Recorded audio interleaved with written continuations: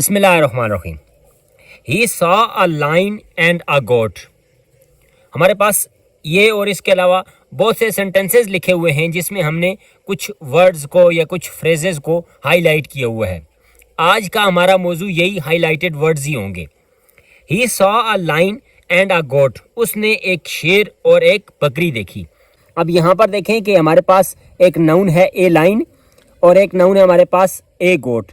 इन दोनों को जोड़ने वाला, इन दोनों को कनेक्ट करने वाला एक लफ्ज़ है एंड। यानी यहाँ पर दो जो लफ्ज़ कनेक्ट हो रहे हैं वो कौन कौन से आपस में? नाउन हैं।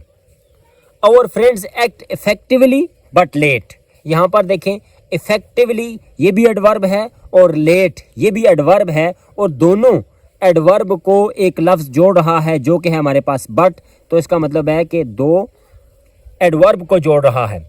यहाँ पर हम ये भी कह सकते हैं कि इफेक्टिवली और लेट ये दो वर्ड्स हैं, क्योंकि ये ज़ाहिर है ये दो वर्ड्स भी हो सकते हैं, वो तो एज ए एडवर्ब काम कर रहे हैं। तीसरे जुमले को देखें, they travel to Kaghan and then to Naran. अब देखें यहाँ हमारे पास टू कागान और हमारे पास टू नारान, ये दो हमारे पास प्रेपोजिशनल फ्रेजेस हैं जो प्रेपोजिशन टू से स्टार्ट हो रहे हैं और इनको जोड़ने वाला एक वर्ड एंड है। यानी हम कह सकते हैं कि ये हमारे पास प्रेपोजिशनल फ्रेजेस हैं जिनको एक लफ्ज़ एंड जोड़ रहा है। आगे देखते हैं, गो और स्टे इट्स योर चॉइस। आप जाएं या यहाँ रहें ये आपकी मर्जी है। अब यहाँ देखें गो और स्टे ये दो हमारे पास वर्ब्स हैं और इनको जोड़ रहा है एक लफ्ज़ आर। तो हम कहेंगे कि दो वर्ब्स को कोई वर्ड जोड़ रहा है। आगे चलते हैं, I read in class 7 and my friend Saad reads in class 8। मैं 7वीं में पढ़ता हूँ जबकि मेरा दोस्त साद 8वीं में पढ़ता है। आप देखें आई रीड इन क्लास 7 ये पूरा एक सेंटेंस है, पूरा एक जुमला है। And my friend Saad reads in class 8 ये भी पूरा एक जुमला है, पूरा सेंटेंस है। तो हम कह सकते हैं कि यहाँ पर दो सेंटेंस आपस में जुड़ रहे हैं।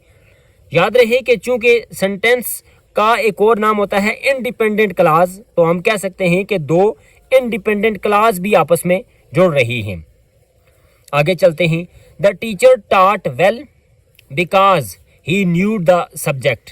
द टीचर टाट वेल ये इंडिपेंडेंट क्लास है और ही न्यू द सब्जेक्ट ये डिपेंडेंट क्लास है और इन दोनों को जोड़ने वाला लफ्ज़ है हमारे पास बिकॉज। तो हम कह सकते हैं कि इंडिपेंडेंट क्लास और डिपेंडेंट क्लास को जोड़ने वाला भी हमारे पास एक लफ्ज़ मौजूद है।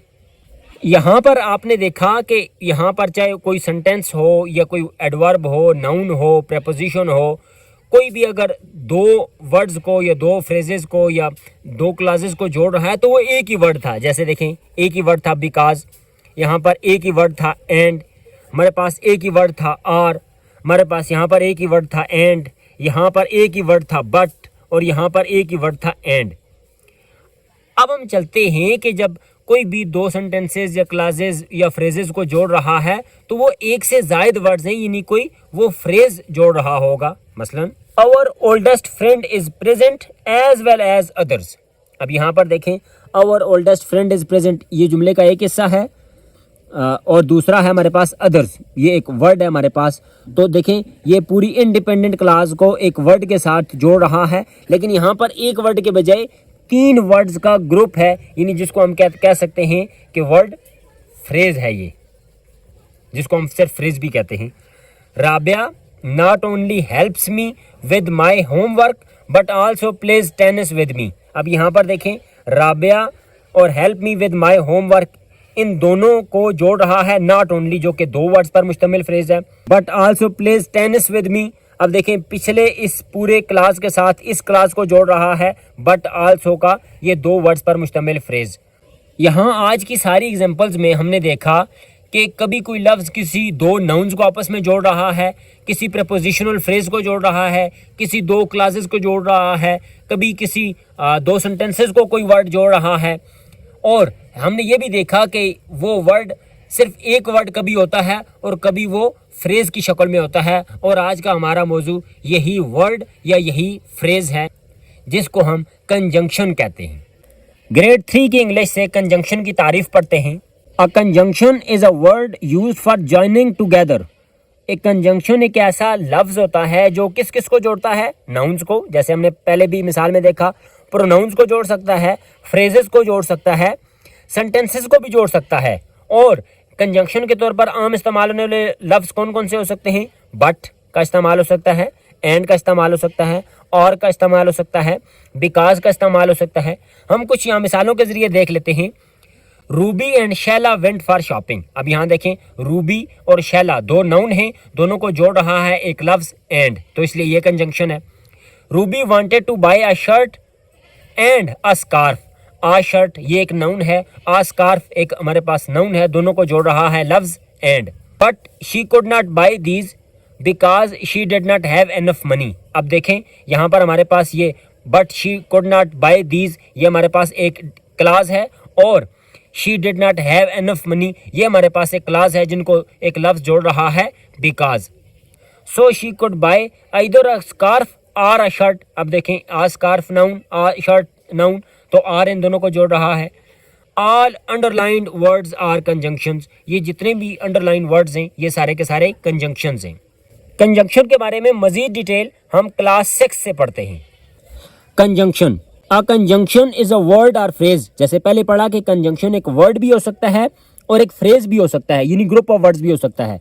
दैट कनेक्ट्स, जो किन किन दो चीज़ों को जोड़ता है, दो वर्ड्स को आपस में जोड़ सकता है, दो फ्रेजेस को आपस में जोड़ सकता है, दो क्लासेस को जोड़ सकता है, या सेंटेंसेस यानी दो पूरे पूरे जुमलों को जोड़ सकता है। याद रहे कि जब हमने वर्ड्स की बात की तो इसमें सारे के सारे पार्ट ऑफ स्पीच आ गए, यानी दो नाउन्स हो सकते हैं, दो प्रोनाउंस हो सकते हैं, दो एडजेक्टिव्स हो सकते हैं, दो एडवर्ब्स हो सकते हैं।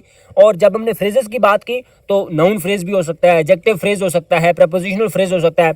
जब हमने क्लास की बात की तो इंडिपेंडेंट क्लास हो सकती है, यानी दो इंडिपेंडेंट क्लास को आपस में जोड़ सकता है, या दो डिपेंडेंट क्लासेस को आपस में जोड़ सकता है, या एक इंडिपेंडेंट और एक डिपेंडेंट क्लास को जोड़ सकता है। अब हमने सेंटेंसेस की बात की तो दो सिंपल सेंटेंसेस हो सकते हैं, दो कंपाउंड सेंटेंसेस हो सकते हैं, कॉम्प्लेक्स सेंटेंसेस हो सकते हैं। तो कंजंक्शन का काम होता है इन सारी चीज़ों को आपस में जोड़ना। सम कॉमनली यूज्ड कंजंक्शंस आर, जो हम आमतौर पर अंग्रेजी में देखते हैं कि जो अल्फाज बतौर एक कंजंक्शन इस्तेमाल होते हैं वो कौन कौन से हो सकते हैं? एंड, बट, और, so, because, however, after, since, during, then, unless, then, while, etcetera. याद रहे कि यहाँ पर हम जो कलर्ड वर्ड्स देख रहे हैं ये सारे के सारे अल्फाज हैं, जबकि हमने तारीफ में पढ़ा कि फ्रेजेस भी हो सकते हैं। अब हम आगे मजीद पढ़ते हैं कि वो कौन से फ्रेजेस हैं कि जो बतौर कंजंक्शन इस्तेमाल हो सकते हैं। No sooner had it started raining then we all went in. यहाँ पर देखें कि नो सूनर के जो अल्फाज हैं ये बतौर कंजंक्शन इस्तेमाल हुए हैं, और चूंकि ये दो वर्ड्स हैं इसलिए ये फ्रेज है। We study so as to become able. We study और टू बिकम एबल दोनों को मिला रहा है सो एज, इसलिए ये जो ग्रुप ऑफ वर्ड्स है ये कंजंक्शन के तौर पर इस्तेमाल हुआ है, और चूंकि ये दो वर्ड्स हैं इसलिए ये फ्रेज है। They joined a club so that they might play in the evening. So that बतौर कंजंक्शनल फ्रेज इस्तेमाल हुआ है। You behave as if you are my officer, as if phrase है। I am free as far as I am concerned, as far as three words पर मुश्तमिल एक group है जो कि यहाँ फ्रेज है, और फ्रेज भी कंजंक्शन के तौर पर इस्तेमाल हो रहा है। 8वीं जमात की इंग्लिश से हम कंजंक्शन की टाइप्स पढ़ते हैं कि कंजंक्शन की टाइप्स कौन कौन सी हैं। A conjunction is a word used to connect words, phrases and clauses. Conjunction एक ऐसा लफ्ज़ है जो वर्ड्स को, फ्रेजेस को या क्लासेस को मिला सकता है। याद रहे कि कंजंक्शन एक वर्ड भी हो सकता है और फ्रेज भी हो सकता है, जैसे पहले हम पढ़ चुके हैं। There are 7 main conjunctions in English language which you can remember using the acronym FANBOYS। अंग्रेजी ज़ुबान में 7 अल्फाज बतौर कंजंक्शन इस्तेमाल होते हैं जिनको सहूलत के लिए फैन बॉयज़ के तौर पर याद करने के लिए कहा जाता है।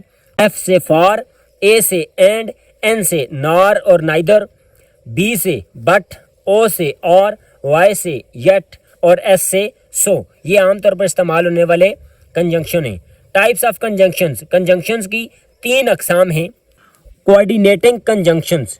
कोऑर्डिनेटिंग कंजंक्शंस कौन से होते हैं? ये ऐसे वर्ड्स या ऐसे फ्रेजेस होते हैं कि जो वर्ड्स को मिलाते हैं, फ्रेजेस को मिलाते हैं, या इंडिपेंडेंट क्लासेस जिनको हम सेंटेंस भी कहते हैं इनको आपस में मिलाते हैं, और ये एक ही वर्ड होता है। मसलन एंड, बट, फॉर, नॉर, और, सो, येट।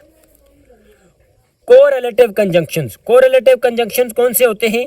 ये ऐसे कंजंक्शन होते हैं कि जो सेट की शक्ल में या पेयर की शक्ल में आते हैं, यानी ये जो कोऑर्डिनेटिंग कंजंक्शंस होते हैं वो अकेले अकेले होते हैं, जैसे एंड, बट वगैरह, जबकि कोरिलेटिव कंजंक्शंस भी वही काम करते हैं, यानी वर्ड्स, फ्रेजेस या इंडिपेंडेंट क्लासेस को आपस में जोड़ते हैं, लेकिन ये ग्रुप्स की शक्ल में आते हैं। मसलन आइदर आर, ये एक ग्रुप होगा, नाइदर नार, ये एक ग्रुप होगा, नॉट ओनली बट आल्सो, ये भी एक ग्रुप की शक्ल में आते हैं, यानी नॉट ओनली जब आएगा तो उसके आगे जुमले के हिस्से में बट आल्सो भी होगा। अगर पहले हिस्से में आइदर आ रहा है तो अगले हिस्से में आर आएगा। अगर एक सेंटेंस में नाइदर आ रहा है तो वहीं आगे नॉर भी आएगा। इसको कहते हैं कोरिलेटिव कंजंक्शंस, क्योंकि ये सेट की शक्ल में या ग्रुप की शक्ल में आते हैं। सबऑर्डिनेटिंग कंजंक्शंस, सबऑर्डिनेटिंग कंजंक्शंस भी बतौर कंजंक्शन इस्तेमाल होते हैं, लेकिन ये क्या करते हैं, ये एक इंडिपेंडेंट क्लास और एक डिपेंडेंट क्लास को आपस में जोड़ते हैं।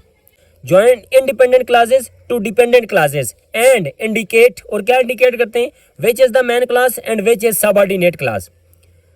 सबऑर्डिनेटिंग कंजंक्शन के तौर पर कौन कौन से वर्ड्स आ सकते हैं? After, although, as, because, before, if, once, since, then, that, though, till, until, when, where, whether, while या येट आ सकते हैं। They are neither happy nor sad, देखें पहले नाइदर आया और उसके साथ ही नार आ गया। We shall work whether he cooperates or not, whether बतौर कंजंक्शन इस्तेमाल हुआ है। He is not only a scholar but also a poet, not only पहले हिस्से में बट आल्सो अगले हिस्से में। They never slept until it was morning, until हमारे पास बतौर कंजंक्शन इस्तेमाल हुआ है। You will not be able to build a house unless you save, unless conjunction है। आवर बस went out of order therefore we were late, दो clauses हैं, दोनों को जोड़ने वाला लफ्ज देयरफॉर कंजंक्शन है। Such book as you possess are very precious, such as ये बतौर कंजंक्शन इस्तेमाल हुआ है। They worked hard so that they might pass, यहाँ पर सो दैट बतौर कंजंक्शन इस्तेमाल हुआ है और ये फ्रेज है।